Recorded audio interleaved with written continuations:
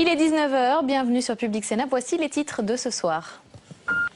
Le RSA n'a pas fini d'alimenter la polémique. L'UMP a organisé une convention sur le sujet aujourd'hui et le parti majoritaire est plutôt favorable à l'idée de demander des compensations aux bénéficiaires du revenu social de solidarité. Pour son créateur, en revanche, Martin Hirsch, il ne coûte rien à l'État, au contraire, il lui rapporte. Aura-t-il le même succès que le premier tome vendu à 340 000 exemplaires? Jacques Chirac publie le deuxième épisode de ses mémoires dans lequel il raconte 12 ans à l'Élysée et il dresse un portrait sans concession de son successeur Nicolas Sarkozy. On en parle avec Bruno Dive, l'auteur de Le Dernier Chirac. Faut-il autoriser la recherche sur les cellules souches embryonnaires? La question divise la droite et oppose Assemblée nationale et Sénat. Le projet de loi sur la bioéthique est examiné en deuxième lecture au Palais du Luxembourg. Débat sur ce plateau du 19 h.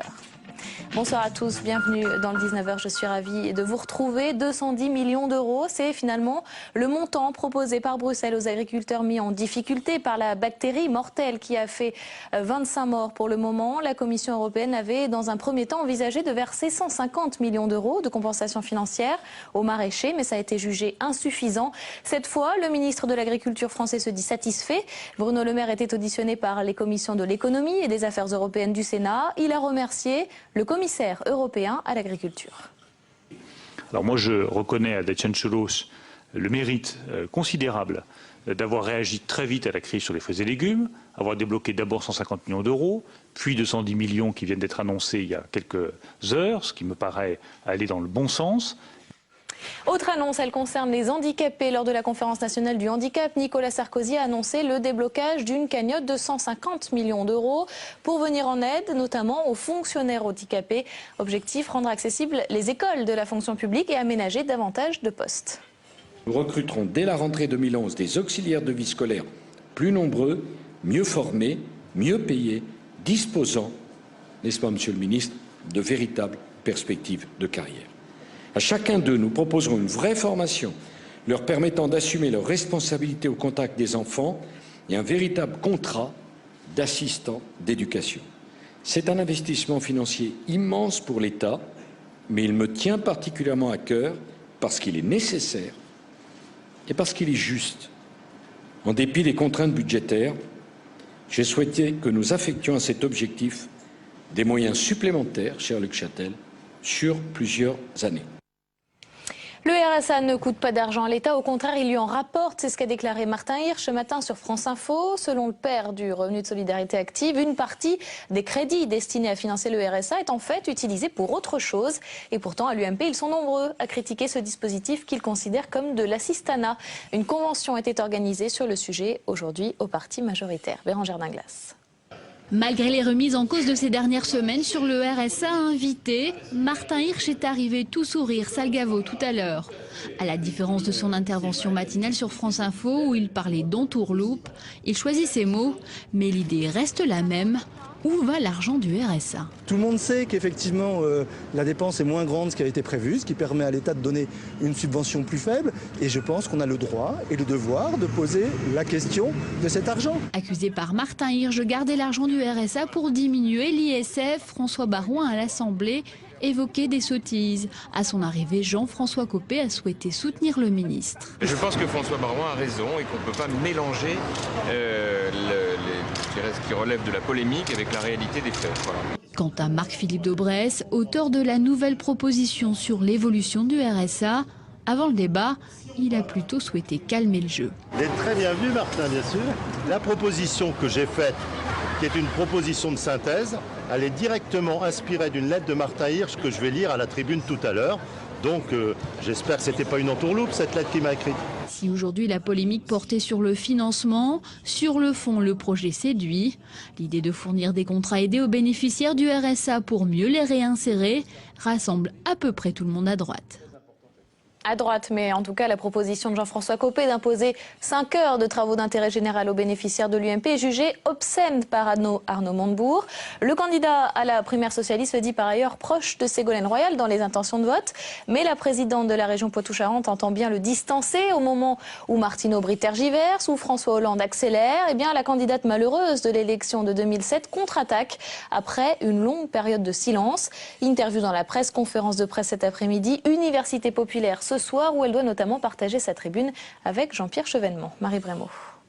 Elle venait officiellement parler de l'entrepreneuriat en Poitou-Charentes, mais Ségolène Royal veut avant tout occuper le terrain politique et médiatique en vue des primaires socialistes et elle ne s'en cache pas. J'arrive au bout d'un long chemin de travail, de préparation, de déplacement sur l'ensemble du territoire national que je continue, bien évidemment. Nous entrons aussi dans le mois de juin, qui est le mois du dépôt des candidatures à l'élection primaire. Et je trouve que c'est important de faire en sorte d'être à la hauteur de cet acte. Elle ne renonce à rien, même si Ségolène Royal est au plus bas dans les sondages et donnée perdante derrière François Hollande ou même Martine Aubry, pas encore déclarée. Dans un entretien remarqué accordé à l'Express cette semaine, la présidente de Poitou-Charentes estime même qu'elle ferait une très bonne présidente. Un pied de nez à ceux qui l'auraient enterré un peu trop vite. Ne doutez pas non plus de la mobilisation qu'elle suscite partout sur le terrain. Les sondages sont une chose, mais la mobilisation lors de ces déplacements en est une autre. Et au final, c'est ça qui comptera au moment du vote les 9 et 16 octobre. La proximité du terrain contre l'apparatchik parisien, ce credo était déjà celui de Ségolène Royal en 2007. Voilà, et l'un des enjeux de l'élection présidentielle de l'année prochaine, ce sera le logement. La deuxième édition des États généraux du logement a réaffirmé aujourd'hui les 15 propositions adoptées l'année dernière. Le rôle de l'État, garant de la solidarité, est notamment mis en avant. Claire de Buzer. L'ambiance aurait dû être consensuelle, mais finalement le ton est vite monté entre Martine Aubry et Marc-Philippe Daubresse. Dans le Nord, on dit grandisseux, petit faiseux, ça dit tout. Et je pense qu'en politique, les Français veulent des gens qui font, pas des gens qui parlent. Candidat déclaré ou candidat potentiel à l'élection présidentielle et représentant des principaux partis politiques, ils étaient tous là. D'après un sondage TNS Sofres, 84% des personnes interrogées estiment que les responsables politiques ne s'occupent pas suffisamment des problèmes de logement. Les Français placent le logement au 7e rang des thèmes pour la présidentielle. Depuis une quinzaine, vingtaine d'années, ce sujet du logement n'est pas appréhendé à sa juste valeur par les responsables politiques. C'est une question de société. Et à ce titre-là, les candidats aux élections présidentielles doivent en faire un objet politique qui doit être débattu avec les citoyens, qui doit être débattu entre les partis politiques. Présent le matin, François Hollande y est d'ailleurs allé de ses propositions. Ça doit être un engagement majeur pour les 5 prochaines années. Il y a 1 million de logements qui manquent. Il y a beaucoup de mal logés ou de logements chers.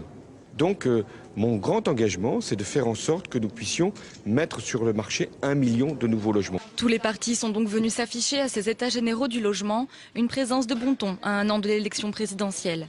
Reste à voir si le logement restera bel et bien un grand enjeu de campagne dans les mois à venir. La hache de guerre est déterrée dans la famille Bettencourt. On les avait quittés en pleine embrassade à la fin de l'année dernière. Or, la fille unique de la milliardaire a adressé une requête à la juge des tutelles de Courbevoie pour mettre à nouveau en cause l'entourage de sa mère, notamment son avocat, désigné par Liliane pour gérer sa fortune. Interpellé, le bâtonnier de Paris a annoncé lancer une enquête déontologique sur maître Pascal Willem. Liliane Bettencourt, quant à elle, se dit ulcérée et malheureuse par la démarche de sa fille. L'association marocaine Touche pas à mon enfant porte plainte à Paris pour exploitation sexuelle de mineurs et non-dénonciation. Réaction aux affirmations de Luc Ferry sur le plateau de Canal+. Il avait évoqué, je vous le rappelle, un crime sexuel sur mineurs impliquant un ancien ministre au Maroc sans vouloir donner de nom.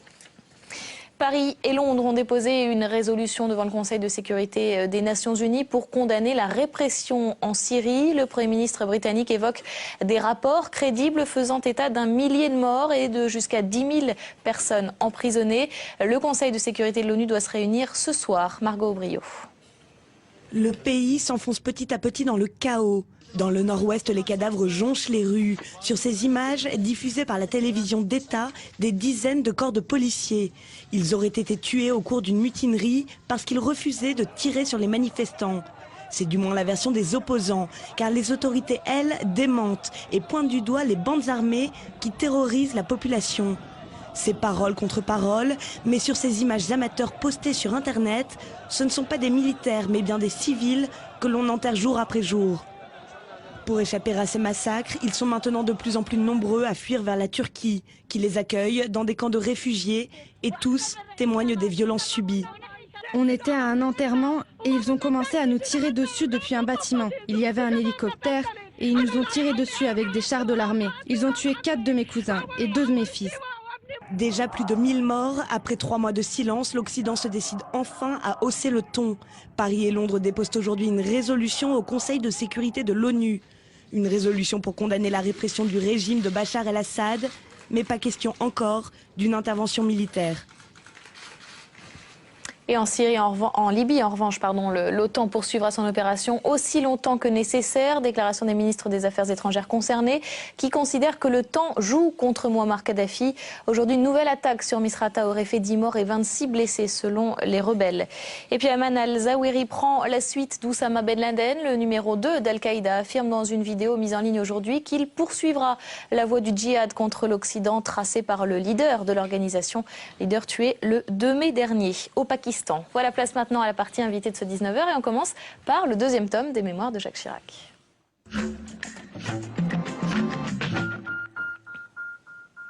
L'ancien président de la République publie donc le temps présidentiel, 600 pages dans lesquelles il raconte ses 12 années à l'Élysée et on en parle avec Bruno Dive. Bonsoir. Bonsoir. Journaliste à Sud-Ouest et auteur de Le Dernier Chirac, édition Jacob Duvernay. Vous l'avez lu ? Ou seulement les bonnes feuilles? Les Mémoires de Chirac. Ouais, deuxième tome. Oui, deuxième le tome. vôtre, vous l'avez. Pour être tout à fait franc, il est arrivé aujourd'hui sur mon bureau. Donc comme il y a 600 pages, j'ai évidemment Donc vous connaissez pas eu... les bonnes feuilles. J'ai vu les bonnes feuilles et j'ai parcouru. Voilà. On s'attendait à un peu plus de révélations. Est-ce que vous êtes déçu à première impression?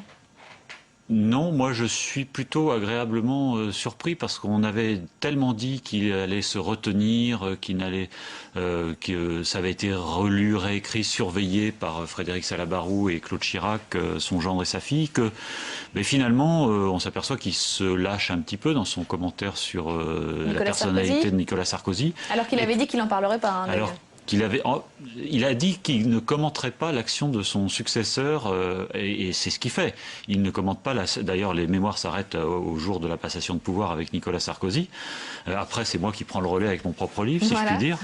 Mais il ne commente donc pas l'action de son successeur à l'Élysée, mais il commente la personnalité de Sarkozy à travers les relations tumultueuses qu'il a pu avoir pendant ses 2 mandats avec lui. Alors il le dit impétueux, débordant d'ambition, ne doutant de rien et surtout pas de lui-même, et en même temps il lui reconnaît beaucoup de qualité. Hein. Oui, il est assez objectif. Oui, assez élogieux sur l'homme politique. Hein. Force de travail, énergie, sens tactique, talent médiatique. Il dit même à un moment qu'il aurait pu s'en séparer, mais que ça aurait été privé la France d'un bon ministre. C'est assez juste, vous trouvez ?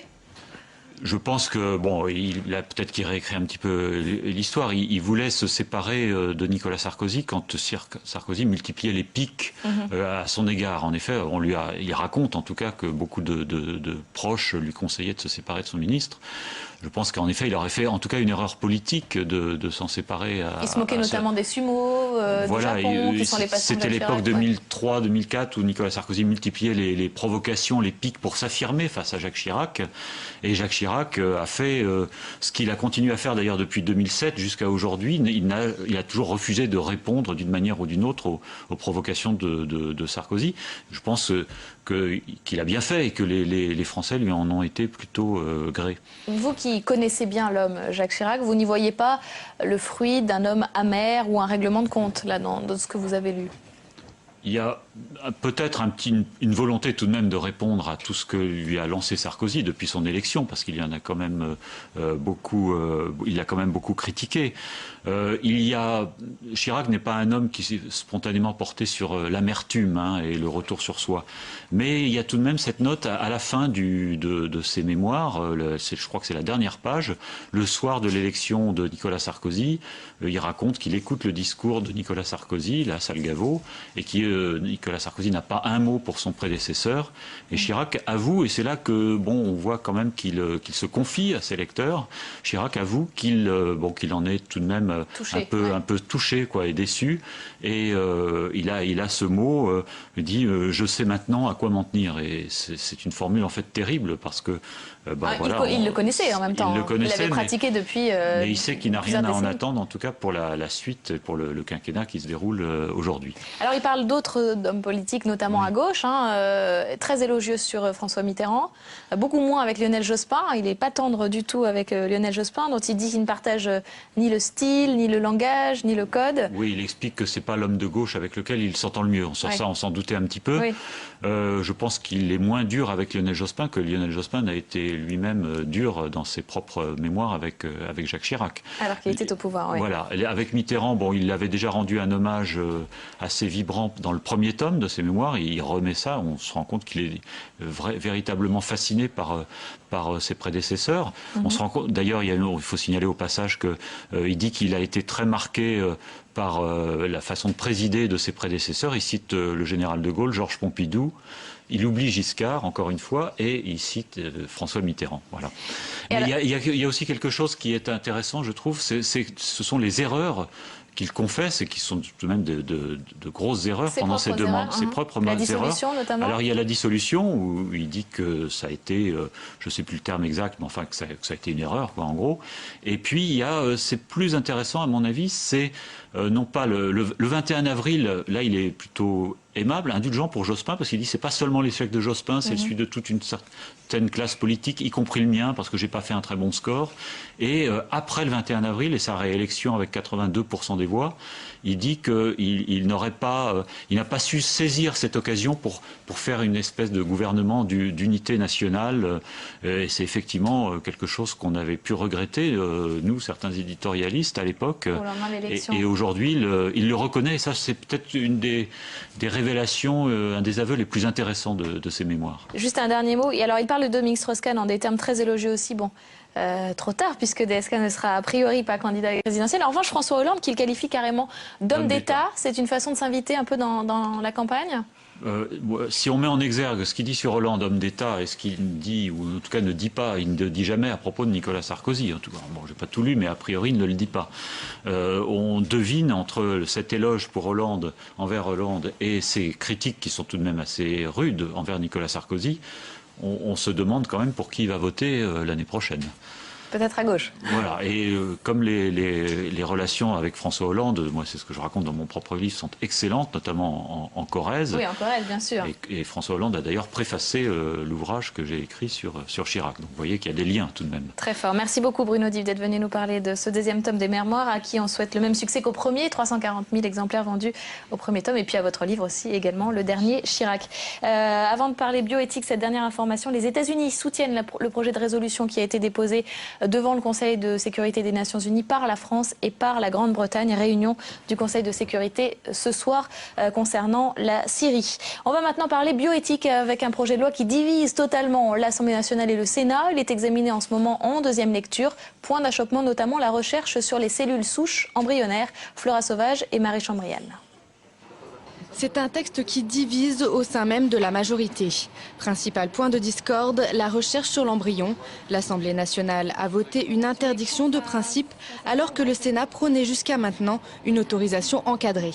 Un élément qui a été réintroduit dans le texte par le rapporteur Alain Milon la semaine dernière. Mais finalement, le Sénat pourrait lui aussi opter pour l'interdiction. Des sénateurs UMP ont déposé un amendement qui vise à aligner la position du Sénat sur celle de l'Assemblée. Je pense qu'on est plutôt, alors c'est un choix qui est tout à fait discutable, mais plutôt pour une personne potentielle qui dès le départ a l'ensemble des éléments pour devenir un être humain, donc on n'y touche pas. L'amendement a obtenu ce matin un avis favorable de la Commission des affaires sociales.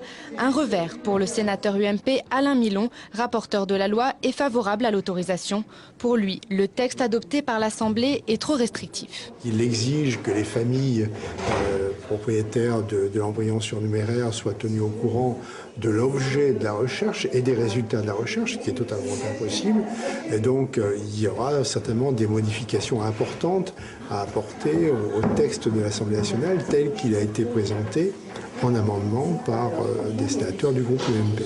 Un amendement que contestent aussi les membres de l'opposition. Ils dénoncent le suivisme des sénateurs UMP vis-à-vis du gouvernement. Cela montre bien quel est l'objectif véritable de ce gouvernement qui, de toute évidence, tente à satisfaire des demandes pressantes qui ont été formulées, notamment par l'Église, par Monseigneur 23. La deuxième lecture devrait se poursuivre demain au Sénat. Le projet de loi sur la bioéthique sera sûrement étudié en commission mixte paritaire le 15 juin prochain. Voilà, et pour en débattre sur ce plateau, Alain Milon, sénateur UMP du Vaucluse et rapporteur de ce projet de loi, bonsoir. Et puis Jean-Claude Amezen, président du comité d'éthique de l'INSERM. On l'a vu donc dans ce reportage, les deux chambres sont en désaccord sur ce texte, sur un point précis notamment donc la recherche sur l'embryon et sur les cellules souches. L'Assemblée a voté l'interdiction, sauf dérogation, le Sénat l'autorisation encadrée, et puis on efface tout, on recommence. Est-ce que vous diriez que le Sénat est plus progressiste que l'Assemblée nationale ? Je crois, si je le remets dans le contexte, je fais partie du comité consultatif national d'éthique, et depuis 1984, le comité consultatif a émis des avis dans ce sens qui vont dans le sens de la réflexion actuelle du Sénat. Donc depuis 1984, il y a eu 7 avis disant que à partir du moment où, pour des raisons médicales, abandon du projet parental ou diagnostic préimplantatoire dans une famille où il y a une maladie génétique incurable et où les familles demandent à ce qu'il y ait une fécondation in vitro et qu'on implante un embryon indemne. Donc ça c'est encadré, c'est ça Voilà, dans les cas où pour des raisons médicales, la société décide qu'on ne peut pas faire autrement que de détruire un embryon, à partir du moment où c'est pas la recherche qui cause la destruction de l'embryon, on voit pas très bien pourquoi ne pas faire de recherche rendrait plus morale la destruction de l'embryon. Donc l'idée, c'est que l'ignorance ne devrait pas être le garant d'une conduite morale et que, d'une certaine façon, c'est très différent de ce qui se passe en Angleterre, par exemple, où la société a décidé d'autoriser la création d'embryons à visée de destruction et de recherche. Là, c'est la recherche qui cause un problème éthique. Ici, la médecine décide qu'on ne peut pas faire autrement que détruire un embryon. Et donc l'idée, c'est que la recherche, au contraire, contribue, au fond, à améliorer les connaissances dans ce contexte. Il y a un petit point peut-être, parce que c'est peut-être intéressant, ces questions qui concernent le devenir de l'embryon sont à l'origine, vous savez que sont à l'origine de la création du premier comité consultatif national d'éthique au monde, qui est le comité français en 83. C'est 1 an après la naissance d'Amandine. Et donc l'interrogation à partir du moment où on produit un embryon in vitro dans un tube à essai, il y avait l'idée que ça causait des questionnements et qu'il fallait y réfléchir. Donc vous diriez, je vous repose la même question, que le Sénat est plus progressiste que l'Assemblée ? Je n'irai pas jusque-là parce que je ne voudrais pas provoquer... L'Assemblée est aveugle face au progrès de la société ? Non, je ne voudrais pas provoquer les collègues de l'Assemblée nationale. Je voudrais juste dire que l'Assemblée nationale a remis en place l'interdiction avec autorisation exceptionnelle. Et que cette position finalement, est-ce que ça ne revient pas au même que autorisation encadrée ? C'est une différence symbolique ? Certains diraient bonnet blanc et blanc bonnet. Clairement, c'est le symbole qui est touché. C'est-à-dire, où on interdit, où on autorise. Mais on ne peut pas interdire en autorisant exceptionnellement. Et c'est le message que j'essaye de faire passer au niveau du Sénat et que le Sénat a essayé de faire passer dans le cadre de la première lecture. C'est que s'il y a une interdiction, la visibilité, c'est l'interdiction. Qu'elle soit la visibilité internationale. C'est une façon de voir le verre à moitié vide ou à moitié plein. Nous a rejoint sur ce plateau, je la présente Marie-Thérèse Hermanche, sénatrice UMP de Paris. Vous étiez dans l'hémicycle pour défendre vos amendements. Vous voyez le verre à moitié vide, pour reprendre l'expression d'Alain Milon. Je ne suis pas hostile à la recherche, je suis hostile à la recherche quand elle porte atteinte à la viabilité et à l'intégrité de l'embryon. Soit on considère effectivement que l'embryon est un début de vie humaine, soit on considère qu'elle peut être un matériau, et un matériau de laboratoire permettant de screener des maladies et de présenter demain des molécules. Parce que l'enjeu, c'est cela. Est-ce qu'à partir de l'être humain, dans sa cellule initiale, nous devons dire oui ou non au fait que cet être humain va devenir demain éventuellement une molécule. Deuxièmement, je m'appuie sur un certain nombre de faits. nous allons transposer prochainement une directive européenne qui va interdire la recherche animale à partir de l'embryologie animale.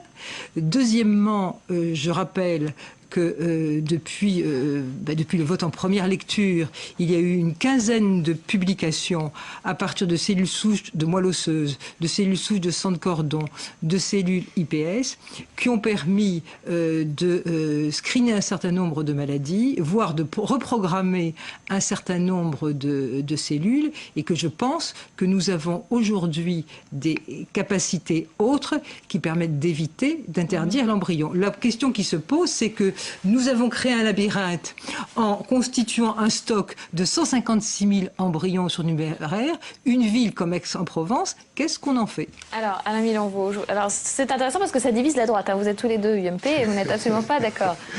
Ça divise l'Assemblée et le Sénat et ça divise l'UMP. Oui, tout à fait. Mais avec Marie-Thérèse Armand, nous ne sommes pas d'accord sur le sujet, mais on est d'accord sur beaucoup d'autres sujets. C'est pas le problème de la division. C'est encore une fois, parce que vous m'avez pas laissé m'exprimer sur le sujet, mais où on autorise, où on interdit. On ne peut pas interdire en autorisant par ailleurs. Mais on peut autoriser en interdisant par ailleurs. Non, on peut autoriser en réglementant. En condition. En réglementant la façon dont on autorise. Et ce qu'a dit monsieur le professeur tout à l'heure était extrêmement intéressant. On ne touche que des embryons qui n'ont plus de projet parental et qui sont destinés à être détruits par ailleurs. Donc clairement, c'est le sujet essentiel, c'est l'information qu'il faut donner à la population. Ensuite, moi, le sujet sur lequel je voudrais revenir, c'est l'interdiction.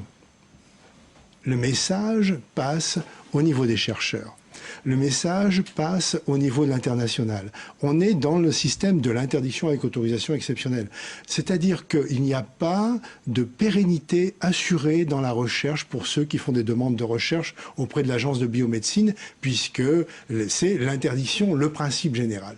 Donc moi, ce que je dis, c'est, puisqu'on est dans le système de l'autorisation exceptionnelle, reprenons les conditions d'autorisation exceptionnelle et faisons une autorisation générale avec ces conditions-là. Et à ce moment-là, le message international passe bien et le message au niveau des chercheurs, c'est la pérennité de leur recherche. Je ne suis pas contre le fait qu'on puisse dire on interdit. OK, si c'est la volonté du Parlement, OK. Je ne suis pas contre le fait, je suis favorable à ce qu'on dise on autorise avec réglementation, mais je suis contre le fait de dire on interdit avec autorisation. Ça ne veut rien dire. Jean-Claude Amezen. Oui, je crois que moi je dirais dans le sens que vous dites, c'est même le message à la société en ce qui concerne la recherche. C'est-à-dire si on dit il est autorisé, il y a des pays qui l'ont interdit, l'Allemagne, l'Italie l'ont interdit, il est autorisé de détruire des embryons dans certaines circonstances pour des raisons médicales. Mais faire de la recherche à partir de ces embryons détruits est transgressif. On donne l'idée que c'est pas la conduite qui pose un problème éthique, c'est le fait d'en tirer des connaissances. Et donc je crois il y a des pays qui ont interdit la destruction des embryons. Il n'y a pas d'embryons surnuméraires, ça rend la fécondation in vitro difficile parce que son succès est de 25% et donc il faut tout recommencer à zéro. Mais c'est une position, j'allais dire, qui porte sur la conduite. Par contre, penser qu'une fois qu'on considère une conduite licite, on va protéger un embryon parce qu'en le détruisant, on n'en tirera pas de connaissances nouvelles, c'est un message qui est ambigu en ce qui concerne non seulement, je dirais, d'un point de vue international, mais même pour notre société. Est-ce que la recherche de connaissances est transgressive en tant que telle? Sans rentrer trop dans les détails, hein, parce que ça devient assez compliqué pour le téléspectateur qui n'est pas forcément spécialiste. Je peux vous donner un exemple juste. Oui, très brièvement. L'interruption médicale ou volontaire de grossesse, qui n'est faite évidemment pour des raisons médicales qui ne sont pas de recherche. Ouais. Lorsqu'il y a recherche sur des cellules prélevées sur ces fœtus, non seulement elle est autorisée, mais elle ne nécessite même pas de consentement libre et informé du couple. Elle nécessite une simple absence d'opposition de la mère. Alors, et vous voyez que le stade de développement du fœtus est beaucoup plus avancé que celui d'un embryon d'une semaine. Je voudrais donner la parole à Marie-Thérèse Armand pour terminer. C'est une situation qui est différente, Jean-Claude, puisqu'il y a eu une décision volontaire d'IVG, et à partir de ce moment-là... Le diagnostic préimplantatoire. Alors, je voudrais qu'on sorte de cet exemple parce que c'est terminé, et juste, ça va passer en commission mixte paritaire, puisque ni le Sénat et l'Assemblée ne se mettent pas d'accord, donc on connaît la fin de l'histoire, finalement. Je ne sais pas ce que va voter. Personne ne peut peut préjuger du vote que nous allons avoir. Moi, je veux dire aussi à Alain Milon que je respecte tout à fait sa position. Je crois qu'il y a deux conceptions par rapport à cette problématique. Alors, on ne va pas les résumer, parce qu'on a terminé. On ne peut pas préjuger du vote de nos collègues. Je crois qu'il va être très, très juste. Et on refera un débat alors, quand ce sera voté. Merci beaucoup. Merci à tous les trois d'être venus. Merci à vous de nous avoir suivis. Tout de suite, question d'info sur LCP, Assemblée nationale. Je vous souhaite une très belle soirée.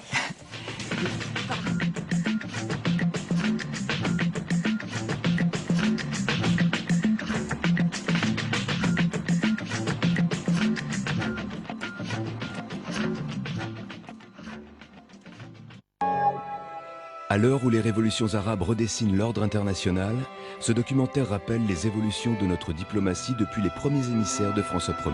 Certes, Talleyrand a servi la monarchie et l'Empire, mais c'est aussi un héritier des Lumières et de la Révolution. À travers les conférences de la paix et les accréditations